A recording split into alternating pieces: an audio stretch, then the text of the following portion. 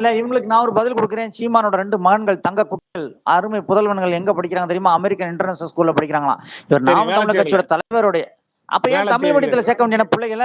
தமிழ் மீடியத்துல சரி சேர்க்க விடுங்க. வேண்டியதானே? ஏன் ஐயா இதுக்கு அடுத்த படிங்க. இதுக்கு அடுத்த பதில் குடுக்க படிங்க. சொல்லுங்க பாப்போம்.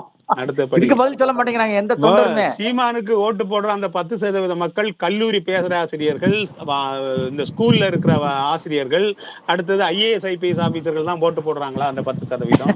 சொல்லுங்க. அது தெரியல. போய் செக் பண்ணி இல்ல பார்த்தா செக் பண்ணி பார்த்தா தெரியும். 10% அறிஞர்கள், நம்ம முட்டாள்கள். அப்ப அந்த 10% அறிஞர்கள்ல எல்லா கல்லூரி பேராசிரியர்களும் கண்டிப்பா போடுவாங்க.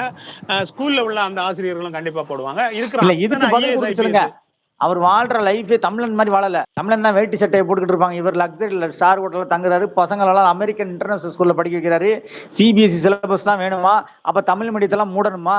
நாம் தமிழர் கட்சியின் தலைவர் தனது குழந்தைகளை அமெரிக்கன் இன்டர்நேஷனல் லெவல்ல இருக்கக்கூடிய சிலபஸ் என்னமோ ICWன்னு இருக்கு இல்லையா? ஒரு சிலபஸ் இன்டர்நேஷனல் லெவல்ல இருக்கக்கூடிய உயர்தர கல்வியில வசதியோட அது என்னது இந்த இங்கிலீஷ் அப்புறம் இந்த